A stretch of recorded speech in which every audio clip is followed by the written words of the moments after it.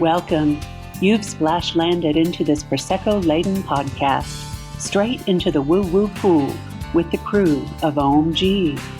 We're just a simple group of tragically imperfect and highly empathic BFFs, exploring a wide range of atypical topics with humor, grace, and curiosity.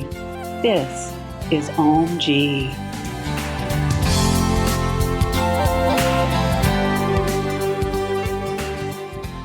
Welcome, everybody. Thank you so much for joining us. Today, we're talking about love, the 5 love languages. Do you know what yours is? Do you know anything about it? Regardless, you're here with the crew from Ohm-g Podcast. Welcome. We're so glad you could join us. The 5 Love Languages is a book written by Gary Chapman. It's very popular, and it gives a lot of insight, especially into relationships.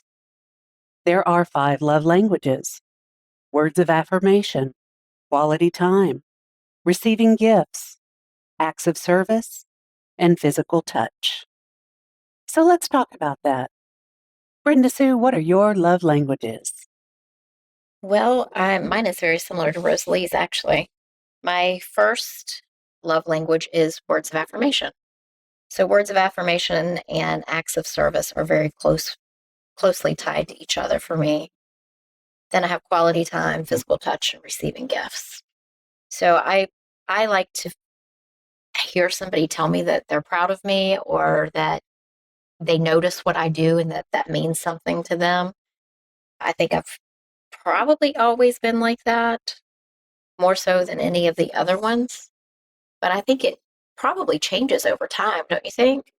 I think As it you probably mature and does. grow and as you get older, maybe physical touch becomes more important or acts of service becomes more important.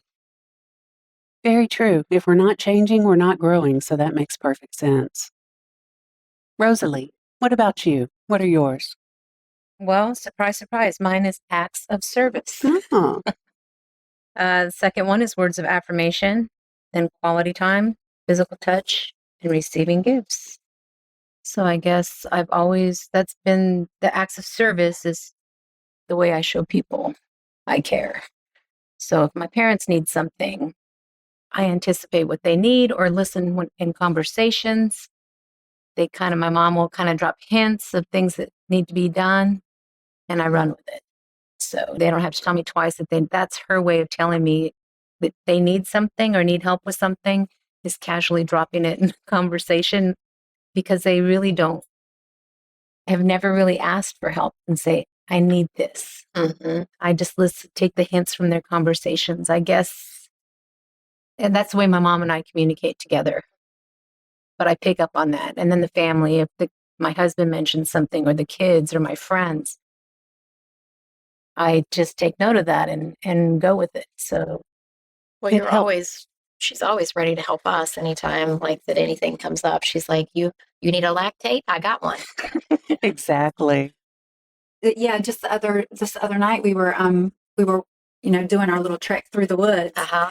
And there's that one stretch. It's like the little creek is to our left, and there's like a hill. Yeah, like the side of a hill to the right, and it's just like a real narrow path. And I always get verklempt in that area. Like something always, I either get feeling really heavy, like I'm walking through water. And this last time that we did it, I just got nauseous, just like all of a sudden. And I turned around to Rosalie. She's like, "Do you need peppermint? I've got some peppermint." That's Ro. We're in the woods. We're in the middle of the woods, and Ro has peppermint in case somebody gets nauseous. Of course she does. Of course she does. Being intuitive certainly helps, though, and you're very intuitive about that. We appreciate that about you, Ro. Absolutely. What about you, Katandra? Well, I'm kind of interested to know now if it's a Gemini thing, because mine is also words of affirmation. Okay. Words of affirmation and then quality time. Mm-hmm. So it's not just I want somebody to say I'm proud of you. It's like I want somebody to say they're proud of me, and then let's do the thing together. If you've when I was making the benches, Mm-hmm. I loved it when Jason said, "Oh, that one looks really good. You did a good job painting that one." And then he'd come out there and maybe help me clean up after making it or something like that. That's a really big thing. Nice. Well, speaking for myself, my top two love languages definitely are receiving gifts, also giving gifts. I am one of those people, if I am on a trip in a really cool place and I see something that makes me think of you, I'm going to get it. If I'm out somewhere and I think, oh, this person might need their day brightened, I'm going to try and do it. And I tend to express myself that way. My second one is physical touch. And hopefully I'll get more of that in my future, calling all single men. But anyway. Well, you got Chilla there for your touch. I have my sweet little pup curled up next to me right now. So that certainly helps in the meantime. Right.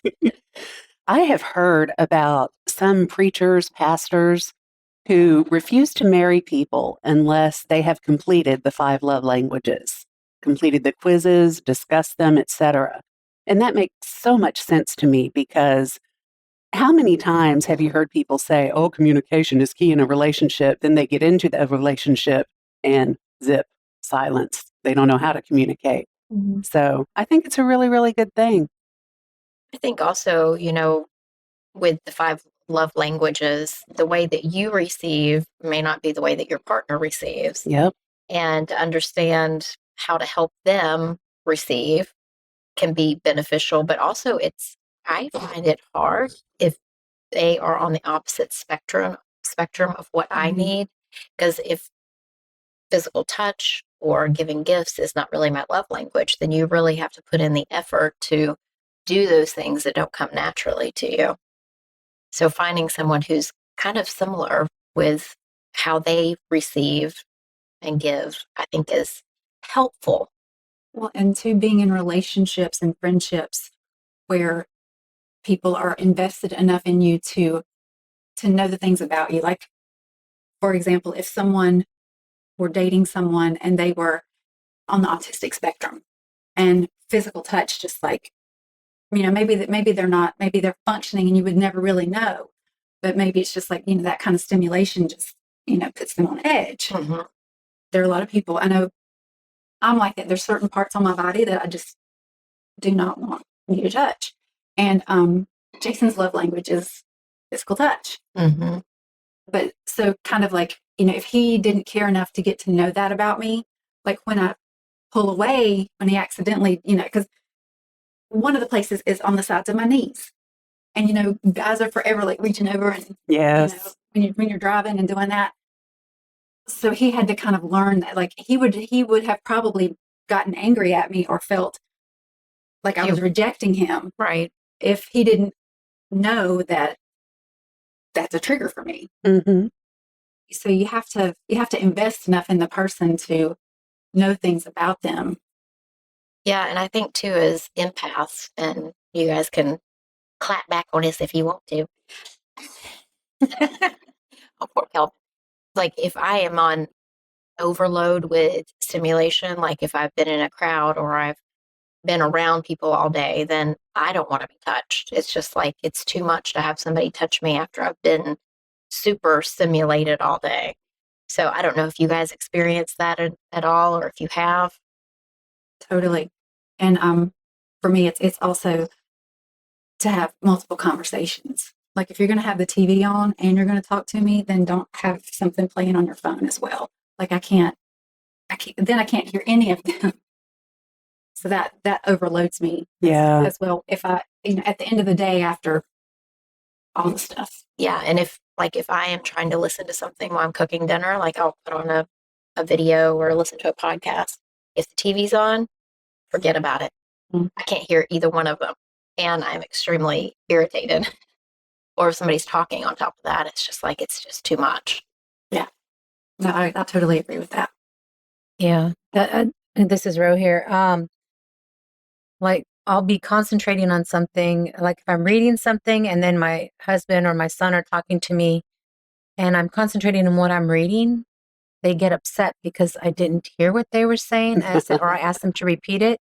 And I said, I'm sorry, I can focus on one thing at a time to truly give it all my attention. But if I'm reading something or listening to something you got to, or like you say, if the TV's on, I have to tell my husband, can you pause that for a minute so I can concentrate on what you're saying? Mm-hmm. They get irritated with me because they don't realize that I don't know if it's an age thing at this point or if it's just, it seems like I'm more sensitive to it now as time has gone on. I don't think it bothered me before. Well, I think part of it is age, but I also think we are all way more quote unquote woo sensitive than we have ever been in our lives because we're focusing on it now and doing daily practices and things. So I think it could be part of it is age, but I also know that our sensitivity in general is higher than it's ever been. I think that has something to do with it too. Yeah. Plus, aren't we a group of INFJs for the most part? I mean, you have to decompress. You have to have your quiet time. I've always been a little bit envious of people that can just work away on really, deep stuff on their computer while they've got the music blaring in the background. I can't do that. Even like low piano music, my brain will start floating away elsewhere, and I've got to have that single track focus concentration thing going. I am this exact same way. And people who could sleep with the radio. Yes. Yes. Like, I can't not sing the song. Like, I can't not say the words in my head. So I don't stop thinking and I don't go to sleep. It's going to keep you awake all night. All night. I don't know how people do that. Not that there's anything wrong with it. It's just not something that I understand. Right. To each his own. And like Exactly. with these love languages with your partner, you accommodate and you acclimate. All right. Well, on that note, shall we take a quick break and then we'll come back and talk some more? Okay. All right. So welcome back, guys. Chandra found something really fun that she wants to share with us today regarding the 5 love languages. I knew we were doing this today, but I was just, like doom scrolling through Instagram. And I do follow a lot of like ADHD coaches and stuff, just because I also think a lot of the stuff overlaps with highly sensitive people. But there was this one that I came across, and it was like the 5 neurodivergent love languages. And it was hilarious. Info dumping, parallel play, support swapping, please crush my soul back into my body. And I found this cool rock, button, leaf, etc., and thought you would like it. That's that last one. That's me too. That's the whole gift thing right there. Yeah, I was like, that is so apropos, because I know for myself, if there's something that I am passionate about or interested in, if you ask me about it and I start talking, I'm going to go back to the first moment that I loved it. I'm going to tell you every single thing that I've done, that I've read, that has happened. I would just brain dump I would want to brain dump the whole thing. So that kind of made me laugh, because I was like, I do that. That's just setting the stage, baby. So what else was it besides brain dump? Parallel play. Okay, so which is like body doubling. That's a thing for like people with ADHD. They don't have motivation. Like they know what to do, but they can't make their body do it. And so having someone else in the room, it kind of makes it like a game. It's a challenge, because I'm not going to let them outdo me. I'm going to do my thing too. So it's called body doubling. So having someone in the room with you helps with your motivation. So that's parallel play. Okay. I do appreciate that, because my energy feeds off of other people's energy. If somebody's excited about something, that, Lord, I'm going to get excited about it too. Absolutely. Yes, that's fun. What do you think, Camille? What's yours? Yours is the gift, the whole, I found this shiny rock. Yes, exactly. The giving and receiving gifts and the physical touch. Yeah. And it's odd, because the physical touch for me, I think if you don't know me, if you're not in my little web of friends, you probably will see me immediately as aloof, because I'm the type of person that sits back and studies and, watches people and looks for cues and things like that. So it's probably more apparent when I'm in a relationship. But yeah, I mean, it definitely resonates. And I'm kind of curious about the 3 of you, since you are in relationships. Have you ever done the 5 love languages quizzes with your partner at all? Well, I haven't, just because I already know what he is. Okay. It's really evident. as to what he is. So I've never asked him to take it. I believe my partner has taken it before, but I don't know what I think maybe physical touch was one of his love languages, and that's low on my totem pole. So it's something that I have to work on. And I think words of affirmation are probably not on his either, since that's my top one. And I don't feel like that is his way of showing. His is more, I think, acts of service is the way he shows his. I can see that. Yeah. Knowing him, I can definitely see that. Yeah. Okay. Which I always appreciate as well. I would probably say my husband's second one is acts of service, because he loves to do stuff around the house, and then he wants you to, like, come on, go ahead. Yeah. See what I did. You're so amazing, honey. Mm-hmm. Those little ego strokes. Yeah. You're the greatest. Yeah. Row here. One, my husband would never take the quiz, but I know for it just his physical touch. He always, no matter what, where, if he walks by me, he has to touch me, lean in for a little peck on the cheek. If we're sitting together, he just has to kind of like reach over and touch, kind of thing. And that's one of the bottom of mine. So sometimes it does get a little irritating, but I have to accept it because that's the way he shows his affection. But the other one definitely is service. You know, he's the number one provider for the family. He likes to take care of the yard and that kind of thing. And so acts of service is probably definitely his second one. And I think it's very interesting because I noticed this pattern, and not just in this room, but I think for most male partners, physical touch, acts of service. I mean, men are very tactile, even if they're just walking by you and kind of pull your hair or slap you on the bottom, whatever, you know. Right. I think that's very much a male thing. And the acts of service is taking care of the people around you. So I think that makes perfect sense. So as you were talking, though, I had a thought. Do you have a different love language for how you love others that you give out versus what you want to receive? Because I was just thinking about it, and I want to receive words of affirmation. But when I give, it's more the gifts kind of thing, and probably quality time.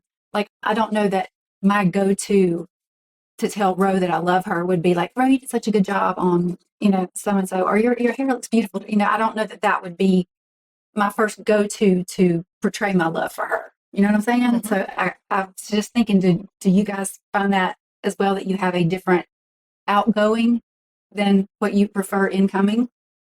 I think this is Brenda. I think quality time for me, like spending quality time with my friends and the people that I care about, not in a romantic relationship with, is really important to me. But I also think like words of affirmation, like I like to tell people when they look pretty, or, when your hair looks good, or, appreciate something about you as a friend.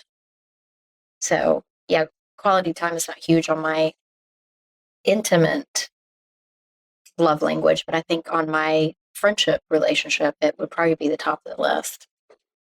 Yeah, Ro here. I agree. I love spending quality time with my favorite people. And whether that be through a Zoom call, because my friends that I grew up with are all over the country, and then just getting together with my tribe here is important. I'm sorry, my allergies are really bad today. Yeah, we like to go walking. That feels like good quality time for me when Ro and I are out. We don't even have to talk a lot, but we usually do. Let's be honest. We talk a lot about what's going on in our lives and in the day, and that feels like really good quality time to me. Exactly. And then when we get together as, the podcast crew, which we're short today, we're short Erin and Allie, which she's not here with us that often, but hopefully she will be more in the future. So, spending time those days that we have together is always like, I feel so filled up whenever everybody leaves. I'm tired and a little tipsy, but I feel great. Tipsy, like with alcohol? Oh, well, some days. Perish the thought. Shock. I think for me, when it comes to expressing my love to the world, definitely, like Brenda Sue said, the words of affirmation. And especially the older I get, I have no problem if I see a strange woman standing beside me at the store. Oh, your perfume smells really good. Or, oh my gosh, I love that necklace. Because I think we're all here to lift each other up a little bit. Yeah, So absolutely. that's a good service to humanity, in my opinion. Yeah. I know I love when a stranger recognizes something Yes. about me and says something positive. And you know it's genuine then. Yeah, and it can totally like make your day too. Yeah. Yeah. That happened to me 2 weeks ago. Was in the grocery store running in real quick. And then the guy that was stocking the cold section, oh, I like your vest. And I'm like, oh, well, thank you. Just totally unexpected, but it just made you put a little pep in your step. Yeah. Lifts you up. Yeah, lifts you up. So, Well, and that you were seen. You didn't just fade into the, into the surroundings, into the scenery, like somebody actually noticed and saw you. Yeah. That makes a big difference because I know a lot of people. I mean, I know just, running in and doing errands, everybody is so focused on their own thing. I mean, I don't feel seen.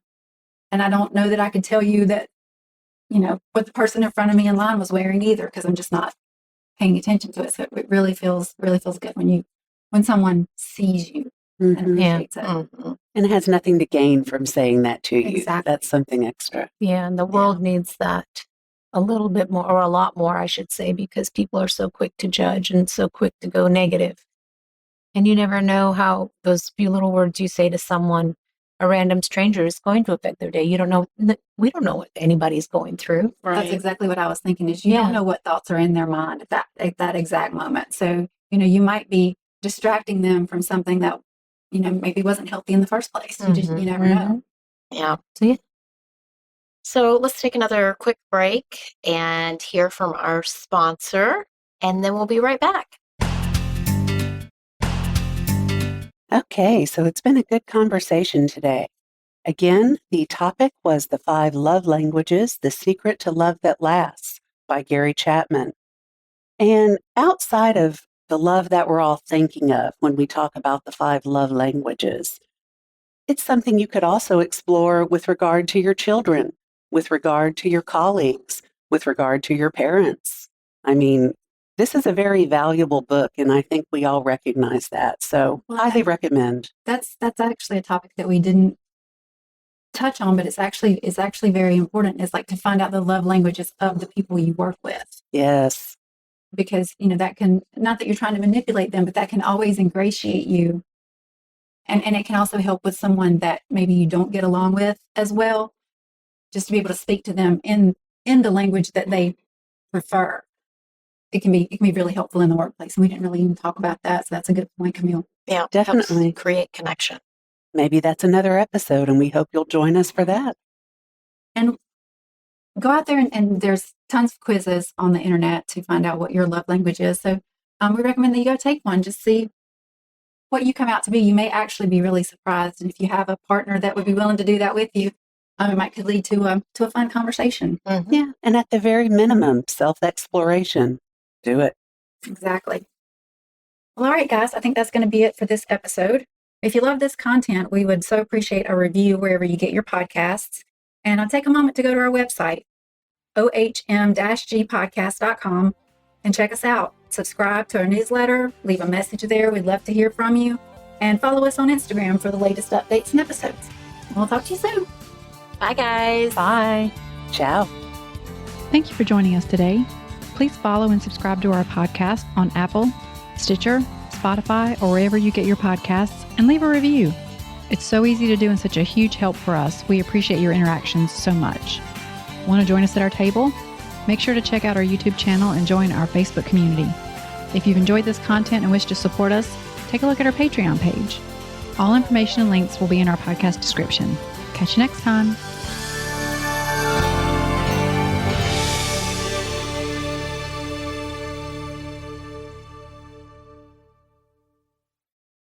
This podcast is part of the Sound Advice FM network.